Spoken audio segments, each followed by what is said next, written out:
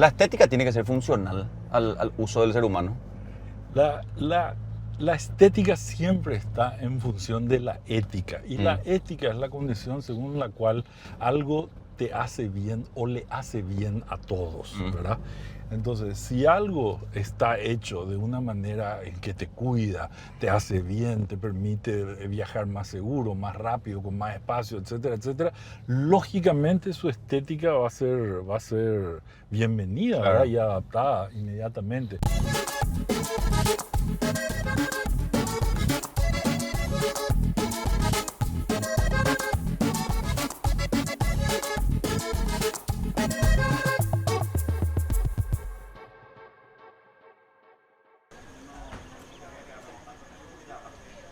Hola, yo soy Fede Filartiga y esto es Latitud 25. En este episodio de Los mitos y leyendas, una estrella de la arquitectura nacional, una de las personas, uno de los nombres insignia, sin exagerar, de la arquitectura paraguaya en el mundo y uno de los embajadores, obviamente también del diseño arquitectónico a nivel mundial. El señor Solano Benítez con nosotros, arquitecto. ¿Cómo te va, Hola, Solano? Fede. Muchas ¿Cómo gracias querés por que estar con hablemos después de nosotros. una presentación así? O No, sea, no se puede hablar. me o sea, quedé corto, porque yo pensaba que quería, era la baba. yo quería decir, incluso, el Berta Rojas de la arquitectura paraguaya. Pero, ¿por qué te digo eso? Porque a mí me gusta darle entidad a las personas que pasan por los mitos y leyendas, Solano.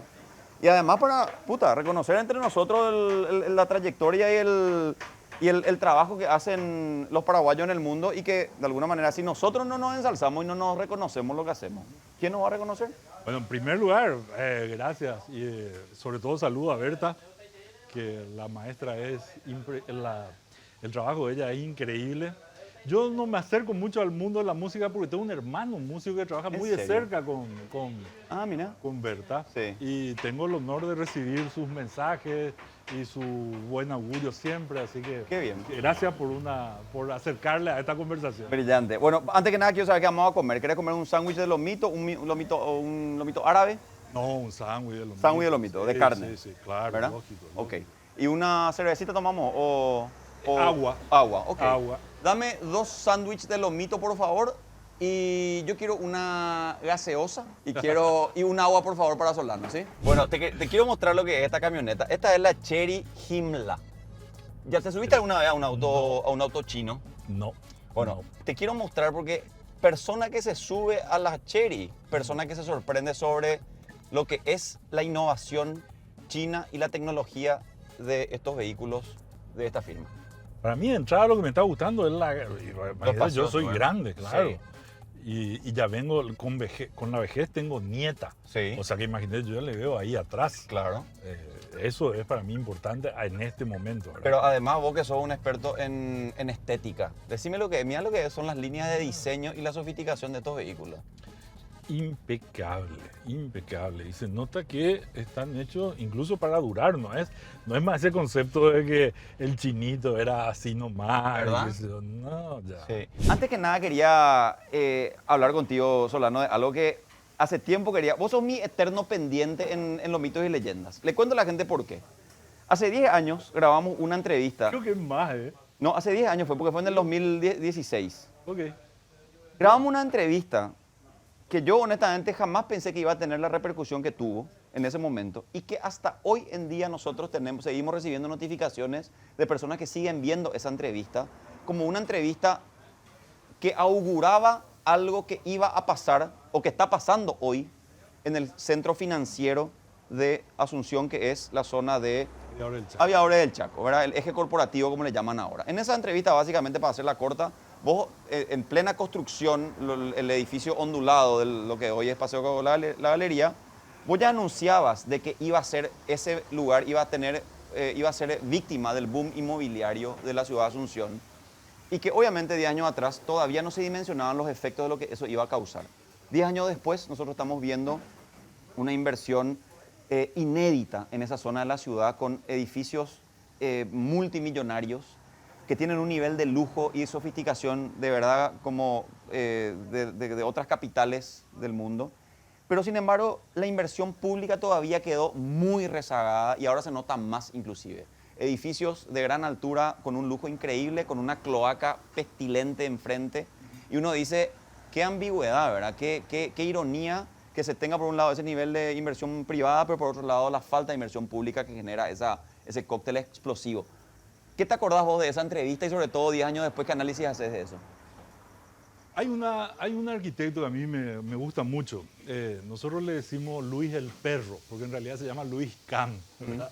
Y Luis Kahn es un arquitecto estadounidense fabuloso, un poeta de la arquitectura. Y él hacía una aproximación a la construcción hablando con un ladrillo. Y él le decía, ladrillo, ¿vos qué querés ser? Le decía. Y el ladrillo le respondía, yo quiero ser un narco. Le decía. Y le dice, bueno, ladrillo, bien, pero supone que yo tengo más plata y te puedo poner hormigón y varillas y te puedo poner otros materiales. Ladrillo, ¿vos qué querés ser? Y el ladrillo le decía, pero yo quiero seguir siendo un arco, le decía, ¿verdad? Si esa pregunta nosotros le hacemos a un ladrillo en Paraguay, el ladrillo te va a decir, yo quiero ser un narco. Eso es lo que quiere ser el ladrillo. Un narco. Un narco, porque básicamente... No un arco, un narco. Un narco, o sea, un arco más una N. Porque básicamente las construcciones que nosotros estamos haciendo no son construcciones para vivir. Son construcciones que son solidarias al sistema financiero, que son favorables a la transacción, al movimiento del dinero, al lavado, a la fijación de ese capital, a la disponibilidad, pero no tiene nada que ver ni con la construcción de una ciudad, ni con la construcción de ciudadanía, ni con la construcción de un lugar mejor, ni con ninguna de esas historias. Cuando nosotros hablamos hace 10 años, yo te decía que es impresionante cómo el último paraguayo, en la última compañía allá, Loma Zapatú del distrito de Añamembú, ¿verdad? Compra un paquete de yerba, paga IVA, ¿verdad? Es decir, el tipo soporta la idea de que somos un país, somos una nación, vamos a tener un gasto público, vamos a destinar, vamos a juntar entre todos un dinero y ese dinero va a salir en auxilio de todos, ¿verdad? ¿Por qué ese tipo que no tiene camino, no tiene electricidad, no tiene telefonía, no tiene seguridad, no tiene educación, no tiene la plata que a él se le saca, ¿por qué tiene que venir a invertirse acá en el eje corporativo? Es mi pregunta, ¿verdad? Cuando en el eje corporativo, ¿dónde está la mayor cantidad de contribuyentes, la mayor cantidad de... ¿por qué tenemos nosotros que hacer que los menos privilegiados en nuestra sociedad sostengan los lujos y la postura de gente que no necesariamente está construyendo ni una sociedad mejor ni un entorno urbano mejor? Nosotros teníamos un plan regulador, por ejemplo, y el plan regulador de la ciudad de Asunción prohibía edificios sobre aviadores del Chaco, hasta que alguien consiguió una normativa de excepción que le permitió construir 4 torres y para quedar bien con el rollo se distribuyó eso y se dijo, a partir de ahora tantos metros, es decir, esa zona tenía un desagüe pluvial para la cantidad de gente que vivía, un desagüe cloacal para la cantidad de gente que había, una cantidad de energía y electricidad para la gente que había en el lugar. Si yo quiero contradecir eso, no me corresponde a mí hacerme cargo de mi torre y por lo menos de mis desechos. ¿Por qué la ciudadanía en general tiene que seguir sosteniendo? Y llamamos a eso, a la inversión del dinero colectivo, una apuesta a la infraestructura de la gente que sí puede pagar una infraestructura, ¿verdad?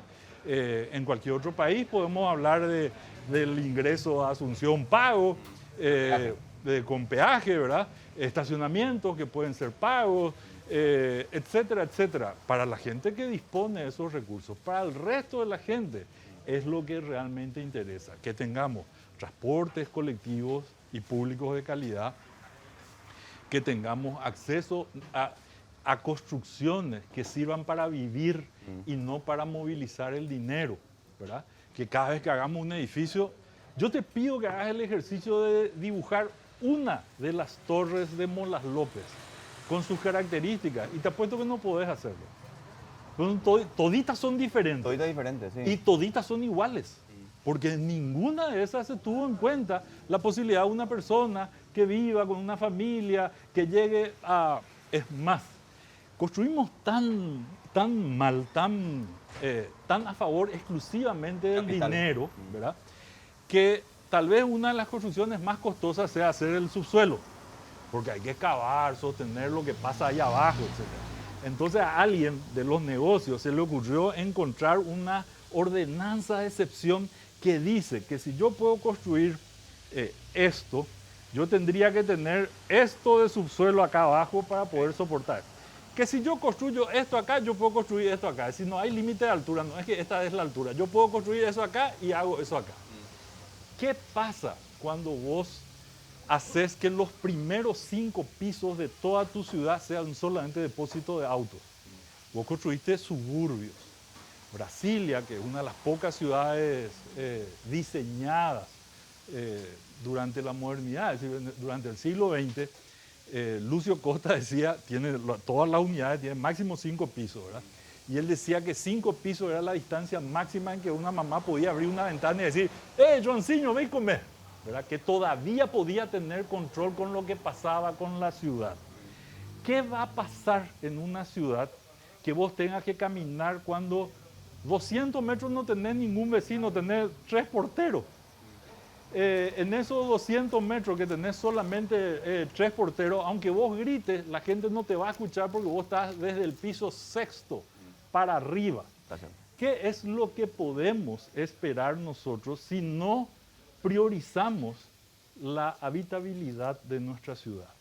Entonces nosotros tenemos una ciudad que, como muchas ciudades en el mundo, están respondiendo directamente al capital, no a las personas. Y que aunque eso sea un mal de muchos, no es una ventaja parecernos a Drácula, Frankenstein, a Jack el Destripador, etc. Tendríamos que tratar de parecernos a otros modelos que no necesariamente son estos. Vos sabés que nunca te dije esto, pero la riqueza de salud por este encuentro. No se rinda con agua ni con gaseosa, pero bueno, ya puta.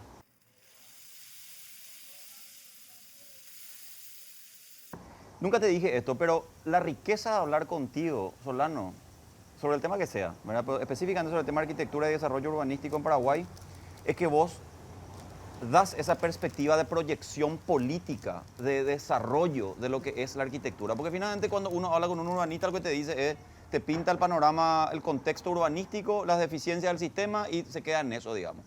Pero lo rico de hablar contigo es que vos haces como un análisis integral de la situación y que vos traigas la cuestión, por ejemplo, de la inversión del capital, la inversión descontrolada y fagocitadora del capital que invierte sin ningún tipo de criterio. Y me gustó muchísimo lo que me dijiste antes de empezar a grabar, la panamización de Asunción. Claro. ¿Verdad? O sea, de alguna manera ese ejemplo de se está panamizando, sería la ciudad. Estamos construyendo edificios que no sé si se están ocupando del todo, ¿verdad? ¿Qué representa eso? No tienen por propósito ser ocupados. Cuando hablamos de eso... El ese edificio no es luego ser ocupado. No, eso es laundry. Es básico, claro. Eso es laundry. Entonces, ¿vos qué ves en Ciudad de Panamá? Ciudad de Panamá es una ciudad... Vos caminás por la calle de... Yo no conozco Panamá. No conoces. No. Ajá, está la avenida Los Poetas.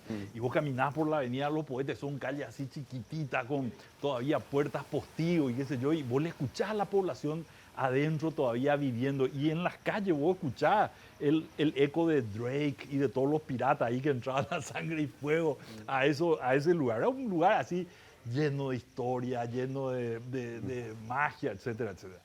Pasás el centro histórico y tenés así un edificio al lado de otro de infinitos metros. Con sistemas inteligentes que prenden y apagan las luces para que parezcan que están habitados, pero no vive nadie ahí. ¿Para qué sirvió? De la misma manera que sirven, no sé, yo no creo que a nadie le asuste que nos demos cuenta de la cantidad de farmacias que tenemos. Yo no creo que tengamos necesidad de tanta droga en este país. Yo me imagino que ahí ha de haber un trabajo más bien de papelería que de administrar medicamentos, Claro.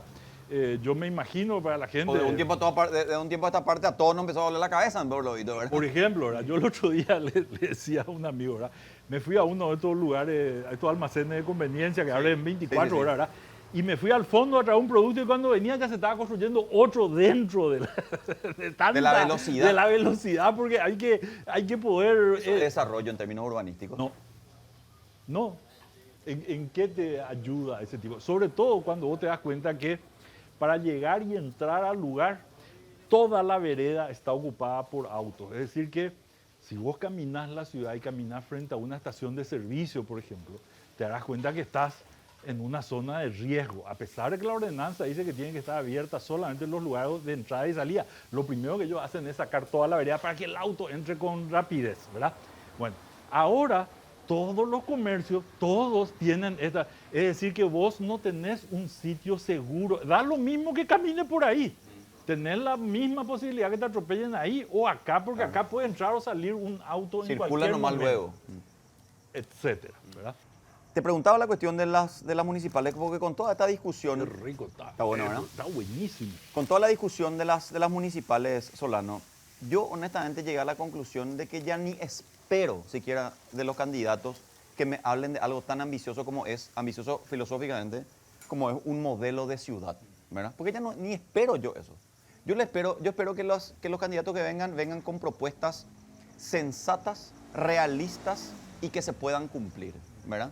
Porque ya no quiero más escuchar, ya, es como que ya no tengo tolerancia para escuchar esas ideas grandilocuentes para implementar, que nunca se implementan en Asunción y que te da la pauta de que nadie sabe cómo desarrollar realmente la ciudad, ¿verdad? Cuando vos que sos un especialista en el tema urbanístico y que estás mirando con otros ojos el devenir de la ciudad, Sí. ¿qué análisis haces vos de las administraciones que van pasando y que van pasando? Porque el ciudadano común, digamos, poco o nada entiende de estas cuestiones y ve gestión tras gestión la frustración que genera vivir en una ciudad que no es funcional o amistosa para el ciudadano. Una ciudad es el correlato físico de una sociedad. La ciudad es su escenografía, es la escenografía donde va a transcurrir la existencia de esta sociedad, ¿verdad? Bueno. Y para nosotros, la democracia, la gente cree que la democracia es una forma de gobierno. Y la democracia no es una forma de gobierno. La democracia es una forma de convivencia, que no es lo mismo de quién va a gobernar. Es cómo vamos a hacer para convivir tan distintos intereses. Los tuyos, los que a vos te frustran, lo que le frustran a él, lo que le frustran o le preocupan a él, son todos tan importantes, ¿verdad? ¿Cómo nosotros vamos a articular? Primero, sabiendo que lo que queremos es convivir. Si nosotros no queremos convivir, ¿qué me importa? Que el tipo venga en su auto y se encierre en el piso 7 y que el contacto sea ascensor, una burbuja con aire acondicionado, llega, se encierra en otra burbuja, ¿verdad? Y no tiene contacto con nadie, ¿verdad? Bueno.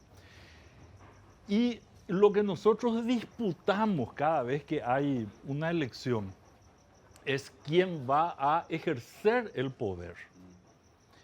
Y si la democracia no tiene nada que ver con el ejercicio del poder y tiene todo que ver con la convivencia, lo que nosotros tenemos que preguntarnos es cómo lo que queremos convivir, cómo lo que vamos a hacer para entre todos sostenernos, cómo vamos a alejarnos de ese mandato y entender que el otro para mí es importante y que juntos vamos a poder hacer algo. Qué interesante. Por eso es que yo no me puedo pelear con el otro que piensa diferente, insultarle y vomitarle y decirle, porque yo no puedo prescindir de su actuación para completar este grupo, esta entidad social donde voy a convivir.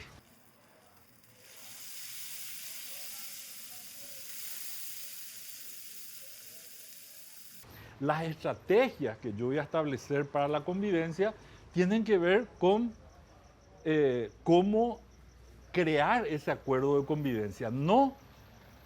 Nosotros entendemos casi como que se legitima detrás de la votación la tiranía de la mayoría. Es decir, yo gané, yo tengo el poder, yo voy a decir qué es lo que yo quiero hacer. Y tenemos plenos ejemplos para demostrar eso. Y si yo tengo más gente y coopté todito, yo nomás lo tengo razón. Pero si hay dos que no son como yo, vamos a aplazarle. Sí, encima, demostración ¿verdad? de fuerza. Vamos a disciplinarle, ¿verdad? Exacto. Cuando se trata exactamente de lo contrario, ¿verdad? De eliminar la tiranía de todas maneras y construir la participación y la convivencia de las personas. Me encanta lo que estás diciendo, Solano, porque es justamente lo que creo que es una de las materias pendientes de la clase política de hoy, ¿verdad? Que se pierden más en las rencillas internas y se les va la vida en ese tipo de cosas. ¿Qué vos esperás de las autoridades municipales? Porque me interesa saber qué piensa un tipo como vos, que intelectualmente está muy por encima de... No, pero de verdad. Porque... Todas las flores me son No, pocas, pues, boludo. Solano, no, pero en Tírenme serio. No, flores. pero la gente que te conoce va a entender lo que estoy diciendo. No es que te estoy halagando porque estás acá. De verdad, o sea, intelectualmente vos estás a otro nivel de discusión y me da la sensación como que vos tenés un criterio que puede ser, o por un lado, que ya decepcionado de la clase política y ya no esperás nada de ellos, o de alguna manera vos tenés cierta fe, cierto grado de fe en ciertos actores que pueden decir, ok, vamos a perseguir este modelo de ciudad que vos crees de alguna manera que querés construir. Yo, aparte del ejercicio, entre comillas, privado de la profesión, que nada en realidad es privado, ni siquiera los pensamientos, y ahí ya podemos entrar en otro entendimiento filosófico. Porque nosotros, cuando vivíamos todavía en los árboles, qué sé yo, desarrollamos esta parte de acá, el neocórtex, que nos permitió construir una herramienta de coordinación, que es el lenguaje. Nosotros inventamos el hablar y el lenguaje para poder coordinar. Nosotros lo único que podemos hacer son nuestros haceres. ¿Qué es lo que vos podés hacer? Tu hacer. Él, su hacer, todo, cada uno está condenado a que en su esencialidad de ser sea un activo hacedor, ¿verdad? Bueno, entendiendo eso y entendiendo que la humanidad es una construcción imaginaria que se sobrepone a la individualidad de las personas. Yo empiezo a ser humano en la medida en que me empiezo a cuidar, porque yo creo que mi vida es importante. Y mi humanidad, que empieza en dos, puede abarcar hasta el todos, ¿verdad?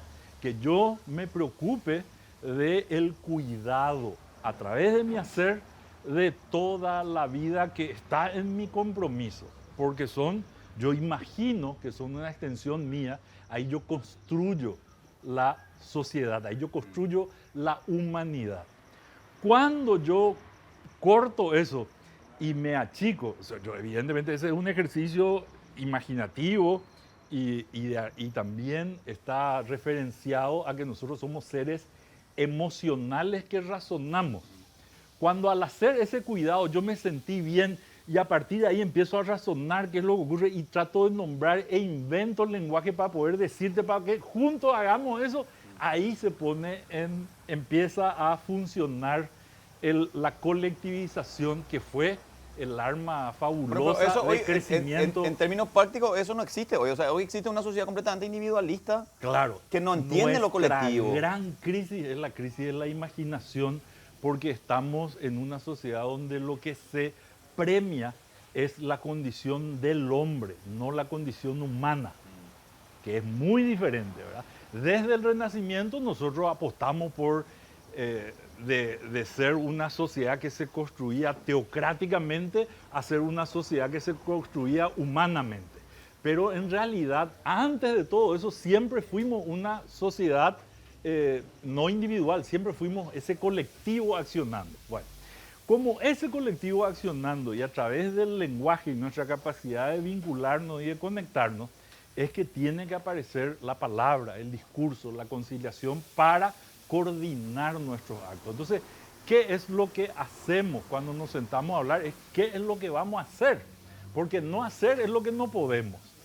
Si nosotros nos convertimos en una máquina de impedir o una máquina de no reconocernos y resulta ser que lo de Trinidad son diferentes a los de Fernando, no, ese ya es A los de otra Herrera. ciudad, a los de Barrio Herrera, a los mercedeños, y esto por eso son así, etcétera. Nosotros al contrario, nosotros tenemos que tratar de ser lo más nosotros posible. Y eso se da, por ejemplo, fíjate en el Bicentenario, no cambió nada, salvo que estábamos todos contentos y salimos y cantamos y hicimos festivales y se trajo artistas de un nivel impresionante y toditos convivíamos, pobres, ricos, qué sé yo. Jugó la albirroja y se jugó excepcionalmente bien y eso hizo que el pobre, el rico, el mediano, Todos nos encontremos en el centro. todos nos identificamos con algo así. Bueno, eso es lo que la imaginación provoca en el amucharnos, ¿verdad? En el ser colectivo, ser mucho. Amucharnos, me gusta el concepto. ¿Qué es lo que yo espero de una persona? Que tenga la vocación de salir al encuentro de los demás y de coordinar esos actos. Que si nos va mal, porque viene el niño, seamos capaces, viejo, de, bueno, tuvimos este problema, ¿cómo nos protegemos? Y no, basta de inundados, ¿verdad? No queremos inundados, pasacalle, no queremos La cultura del desprecio. no La queremos cultura del desprecio. transporte público en nuestros barrios residenciales, dice. Porque evidentemente él no es la cocinera que Claro. se tiene que ir ahí a las Pero 7 de la Solano, mañana y tiene que caminar 72 kilómetros para poder llegar. Eso que mencionás vos, Sí. yo jodiendo lo llamo la cultura del desprecio, ¿verdad? Porque en Sí. Asunción somos profundamente, despreciamos todo lo que no sea medio como nosotros, ¿verdad? O sea, eso que mencionabas vos de la cuestión de en las Mercedes se vivió con la cuestión de los indígenas que estaban apostados en la zona ahí de la institución del INDI, ¿verdad?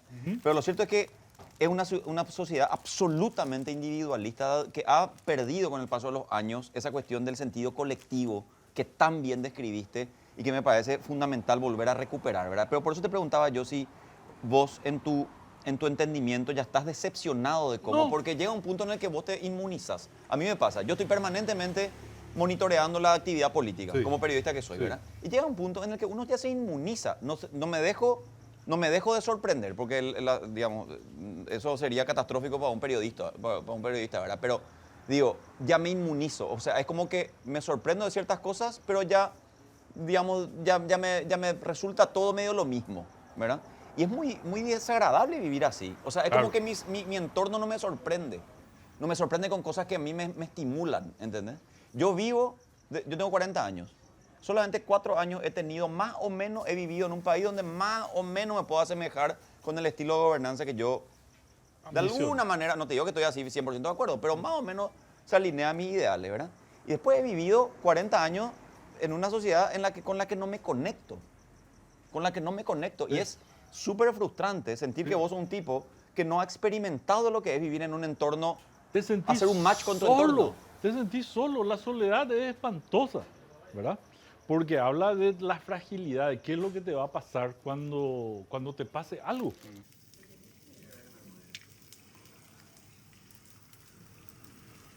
Pero vos crees, por ejemplo, en Sole Núñez, en la propuesta de ella como figura, te digo, No, ¿o qué yo no- percepción tenés de Yo ella? no quiero creer en las individualidades. Yo no quiero más es como primero te casás y después vas a ver si sos feliz. ¿Verdad?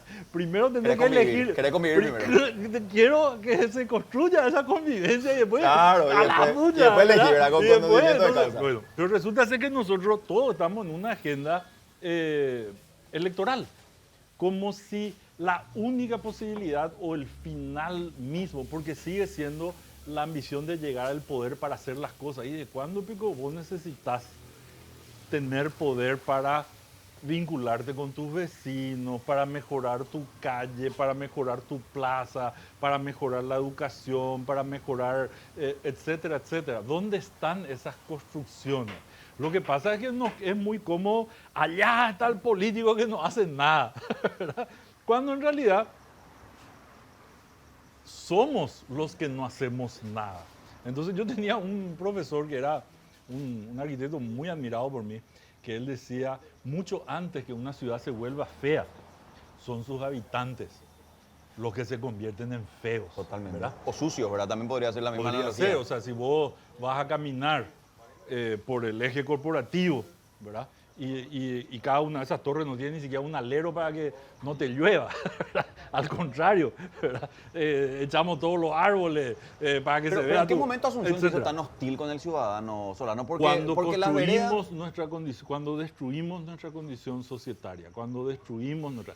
Porque la arquitectura, incluso paraguaya, culturalmente, tiene valores que nosotros decidimos limar detrás de otras cosas que idealizamos. Lucro. O sea, somos increíblemente, no te digo ambiciosos, como diría el señor Burns, codiciosos. Codiciosos. No podemos renunciar a nuestra codicia, ¿verdad? Al hecho de pensar de que si logro juntar la suficiente cantidad de dinero, yo voy a estar a salvo, ¿verdad? Y el otro no. Me voy a salvar yo, claro. Pobrecito el otro. Y nadie se salva solo. Es lo mismo que el billete, el que se va en primera o en turista. Si el avión se cae, compañero, Totalmente. no es que va a morir más glamorosamente o está prohibida la decapitación de los que viajan en primera. O sea, te va a pasar lo que te va a pasar. Bueno. Entonces, nosotros otra vez necesitamos con todos los actores de nuestra sociedad, a pesar de que podemos estar en desacuerdo con algunas cosas y le podemos sugerir, sobre todo encontrar la manera como detrás de la cual todos nos podríamos involucrar en un proceso de cohesión social. convivencia, Sí, de totalmente. convivencia. Yo en particular creo mucho en la juventud. Yo le dedico mucho de mi tiempo a la docencia. ¿Crees que el componente de que no porque yo sea alguien que instruya o que crea siquiera en que es importante la transmisión de una información. Yo lo hago porque yo creo estimular los procesos de aprendizaje, que son la única manera de preparar a la gente para lo que viene, que nadie sabe qué es lo que es, ¿verdad? Entonces, si somos capaces de promover los aprendizajes por encima de la erudición que te puede llegar a dar una fórmula porque vos sos más o menos, crees en tal o en tal otro autor y qué sé yo, y vos comparás eso con tu realidad y aprendés una nueva manera e imaginás un nuevo sistema de convivencia, ahí está la riqueza. Te pregunto una cosa, vos que sos académico, el hecho de que una persona como Soledad se presente, porque viste que ahora se está dando la dicotomía esa de que Soledad es el perfil técnico, ingeniera civil, que conoce las necesidades técnicas de la ciudad, ella no promueve más diagnósticos para saber la realidad que vive Asunción, etcétera, etcétera. Sin embargo, Camilo Pérez se presenta como el exitoso en el sector privado, que generó toda la cuestión de la revolución deportiva en el Comité Olímpico y que pretenden emular el mismo efecto en la municipalidad. El hecho de que Soledad esté formada en el tema de la ingeniería civil, ¿eso le da una ventaja comparativa a Camilo o es puro eslogan de campaña nomás? Y que en el momento de la verdad eso no sé si tiende tanto a incidir. La calidad de la política en los últimos años ha caído brutalmente. A tal punto que los que ejercen el poder y que buscan ejercer el poder, esos son los famosillos de turno, ¿verdad? Los que tienen más like, los que son más reconocidos por esto o por lo otro. Puede ser alguien que sea, qué sé yo, masivo y ese puede llegar a ser presidente. O sea, no sé cómo explicarte, ¿verdad? Porque tiene un nivel de popularidad y así, y es una figura reconocible. Entonces, cuando esa gente llega al poder, se sienta frente a los agentes financieros y le dicen, te vamos a prestar plata para lo que vos querés.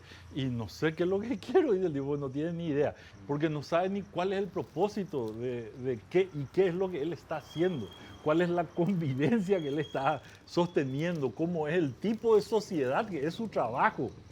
Lo más interesante de todo este proceso... Me está chuleando la respuesta. No, te dije, Porque para mí, pero las dos personas que vos se pasan más tiempo confrontando que... Te reíste cuando te dije la cuestión esa de que Camilo viene del ámbito privado y, claro. y que pretende emular el mismo claro, ejemplo. y Sole puede ser que haya estado al frente de un techo y de otra organización, pero es muy diferente estar... yo soy un arquitecto que manejo y que hago algunos proyectos, que algún... trasnochado dice que es bueno y aplaude, entonces yo tengo que ser papa. O sea, no tiene nada que ver. O sea, Pero tenés más o menos una predilección, o sea, uno de los perfiles que te convenza más.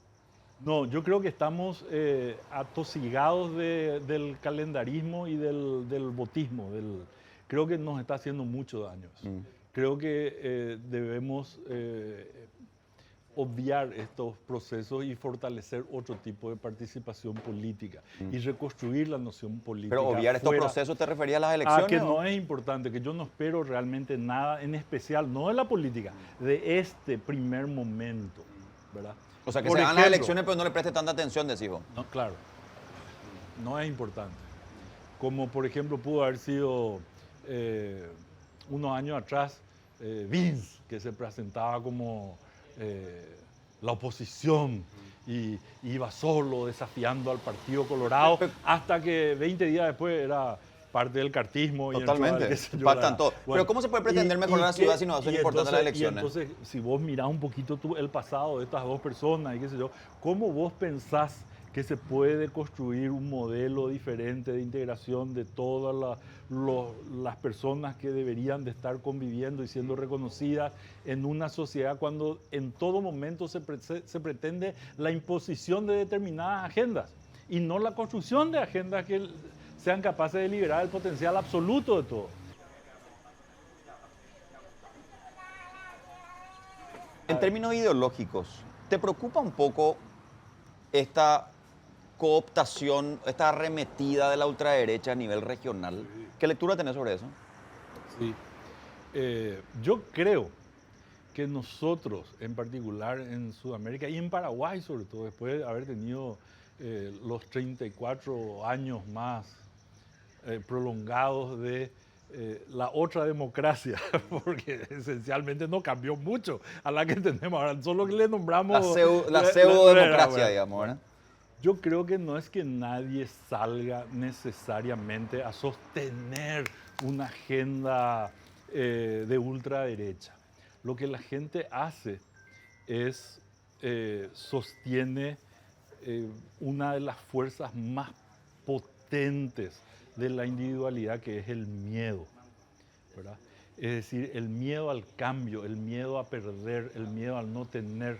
Así como yo necesito imaginación y esa imaginación me construye en vos y ese es un acto amoroso, lo contrario al amor no es el odio, es el miedo. El miedo hace que yo me ataje, el miedo hace que yo... Bueno, yo creo que todas estas sociedades que sostuvieron pensamiento de derecha, alentado por Estados Unidos, la Escuela de las Américas, donde se enseñaba pedicuro y manicuro, y te enseñaban a levantar las uñitas y del pie, etcétera, etcétera. No lo hacían porque había gente que realmente era sádica, que tal vez hayan desarrollado ese tipo de patología, ¿verdad? Pero en realidad los que soportaban todo eso era por miedo al cambio, ¿verdad? Por miedo en el sentido de sentirse tan frágiles, tan poco auxiliados, tan poco conciliados integral socialmente, que me individualizo absolutamente, ¿verdad? Y trato de privatizar todo lo que antes era público, ¿verdad? Lo que era un bien colectivo, como por ejemplo los árboles de Molas López y todos los patios de los vecinos y qué sé yo. Ahora vos salís y te estás mirando un paredón de 18 Totalmente. pisos mirándote ahí Es como que la ciudad da la espalda a la persona, ¿verdad? O sea, es como que no, Claro. todo está configurado como está para... hecho para aprovecharse de los bienes que tiene el otro, ¿verdad? Y eso es el nicho de desarrollo y de inteligencia. Porque somos una sociedad que todavía compite y nosotros esa visión de humanidad en competencia, en contra de la colaboración, no es sostenible. Si vos tuviese que elegir un elemento de construcción que se usa habitualmente en Paraguay, uno solo, que es el más noble, que es el más infravalorado, ponerle, o lo esencial dentro de la arquitectura paraguaya, ¿cuál sería? La mano de obra. La mano de obra, porque... No es el ladrillo, no es la madera, no es el cemento, no es... La mano de obra. Vos te vas, por ejemplo, al ETH en Suiza y hay un robot que agarra, Zurich, sí. agarra un ladrillo, ¿verdad? Se orienta por GPS, le pone 2 gotitas de pegamento, gira, le pone en un lugar y con eso hace una pared que hace un relieve que es una delicia, y qué sé yo, que solo la computadora lo puede hacer. Y el que no maneja la computadora, no maneja el software, es un desempleado, ¿verdad? Porque nos está ayornando. Paria, Para hacer sí. cualquiera de estos edificios, tenés que venir con tu tecnología y tenés que tener tu destornillador y el uso de y la certificación técnica para poder hacer eso, ¿verdad? Sin embargo, nosotros tenemos acá la capacidad de supinación, pronación, traslación y rotación. Y encima que podemos hacer lo mismo que eso, podemos cuidarle y mimarle a alguien. Podemos ayudarle a pasar la mano y pasar al... Entonces nosotros, ¿para quién estamos trabajando? ¿Para usar estos recursos o para usar el brazo robótico? ¿Verdad? Y lo que produce la industria. Por eso proyectos como este que estoy haciendo ahora están siendo celebrados y van a ser Centro más Pompidou todavía. en Foz de Iguazú. Por ejemplo, son proyectos donde se busca integrar tanto la capacidad de producción artesanal de un tipo que no tiene ninguna expertise, pero que es capaz de hacer miles de cosas maravillosas, sostenido sobre la base de una potencia industrial de mesas vibradoras con grúa que se pueden comer. Y en esa combinación encontrar que la gente no tiene que estar esperando un subsidio, sino que son capaces de hacer cosas maravillosas, ¿verdad? Claro. Y vos sabés lo que es levantarte y poder transformar tu entorno para vivir mejor. 3.400 metros cuadrados me dijiste. No, 34.000. 34.000 metros cuadrados Sí. es la obra. Sí. Pero es una enormidad. Vos me decías antes que es la obra más importante de tu carrera, me decías. En muchos términos es muy compleja y me alegra mucho haber podido atravesar todo eso, ¿verdad? La Fundación Pompidou tiene De Francia. de Francia, tiene estándares muy claros, ¿verdad? Ellos no es que si vos sos la Secretaría de Cultura de Paraná y yo soy la Pompidou, no es que vamos a firmar, vamos a hacer un museo allá. No. Nosotros vamos a iniciar una colaboración y esa colaboración tiene delante estos 10 contratos. Vos tenés que cumplir el 1 para pasar al 2, el 2 para pasar al 3, el 3 para... No es que vos de entrada ya le firmás en blanco y después ya no sabes qué es lo que va a pasar Claro. y en el camino, sino que hay todo un proceso. Cuando a mí me llaman, me avisan, está seleccionado entre 30 arquitectos de todo el mundo. Está seleccionado porque hicieron la selección los franceses y los brasileños. Los brasileños tienen unos niveles... Después ironiza cuando te dio Alberta Roja la arquitectura paraguaya, por favor.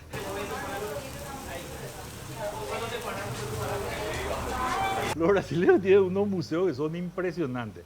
Y en especial la Pompidou trabaja con... Casi todos sus arquitectos son Pritzker. Pritzker es el máximo premio de arquitectura. Él es equivalente al Nobel de Arquitectura. Entonces, formar parte de la lista de los que van a trabajar para la Pompidou es realmente un honor. Bueno, somos 30. Está entre los 30, está entre los 20, está entre los 5, ¿verdad? Ahora te vamos, y a varios años atrás, ¿verdad? 2, 3, 4 años atrás, 3 años atrás. Ahora queremos entrevistarte a mí y a los otros 5. Fruto de eso, todos decidimos que seas vos. Y ahí te sentás de igual a igual con el experto en cambiadores de pañales de los baños, con el experto en temperatura y iluminación de piezas que son consideradas sagradas, con el experto en transporte y logística, con el que hace... Para la gente que etcétera, no sabe etcétera. eso, el Centro Pompidou de París es uno de los centros culturales más importantes, una de las fundaciones culturales más importantes de Francia, ni hablar, pero además del mundo, porque tiene diferentes sedes a lo largo del mundo. A lo largo del mundo. Y Se va a instalar en Foz de Iguazú. se instala en Foz de Iguazú y lo que funciona es como una antena. En el sentido que, qué interesante es porque va a disponibilizar en Foz de Iguazú parte del acervo que está en Francia y va a transmitir desde Foz de Iguazú el arte que se hace en esta región y qué sé yo para el resto del mundo. Entonces se construye una realidad nueva. Imagínate para Brasil con la tradición que ellos tienen ya de excelencia de museos, plantearse, decir, ¿y si nos asociamos a más? Y si vamos todavía detrás de mayores logros, ¿verdad? Y olvidamos este chauvinismo. Y si ellos dicen, bueno, aceptamos que aún teniendo entre los arquitectos del mundo los mejores, muchos brasileros, si vamos a contar, hacer un top 100, seguro vamos a tener una partida de brasileros ahí y decir, no necesariamente tiene que ser brasileño, tiene que ser el que consideremos que es mejor y rompen. Y ya no es discurso el hecho de la integración. Nosotros firmamos en el 91, firmamos Mercosur y hasta ahora nos estamos onditeando ahí para ver quién, ¿verdad? Y para los brasileros, en el estado que tiene más perímetro de vecindad con Paraguay, por donde pasan todos los productos clandestinos, por donde pasa todo, hasta de soberanía, te diría etcétera, ellos, ¿verdad? etcétera, que ellos digan, va a ser un paraguayo. Es una muestra potentísima del compromiso hacia la excelencia. Sí, totalmente. Y a mí no me queda más que agradecerle a todo el mundo y decir, ¿saben qué? No es que el honrar mundo ahora la confianza, ¿verdad? está lleno de dificultades y impedimentos, etc. No, el mundo está lleno de desafíos. Y si los podemos pasar, vamos haciendo leyendas y los mitos. Me gusta eso. Vamos a hacer un lomito ahora, hablando de los mitos.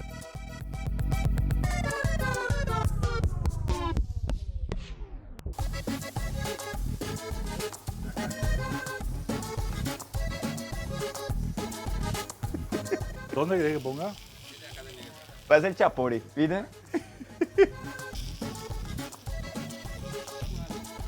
Ahí y acá. ¿Y este? ¿Doble huevo o uno nomás? Y ya está. ¿Querés? Ahí estamos. Para que no se quede. Sí. Este. Bueno, vamos con el embolsado. Ahí estamos. Y ahora se va y le entrega, por favor, Solano, a su cliente, a su comensal. Ah, ¿en serio? Ahí tiene el Ay. señor. Ah, el embajador Cue de España. Mira, pues, anda a saludar a tu Claro que le cliente. conozco. Anda a saludar a tu cliente, Solano. Claro que le conozco. Sí, embajador Cue de España. ¿Cómo está, embajador? ¿Cómo anda?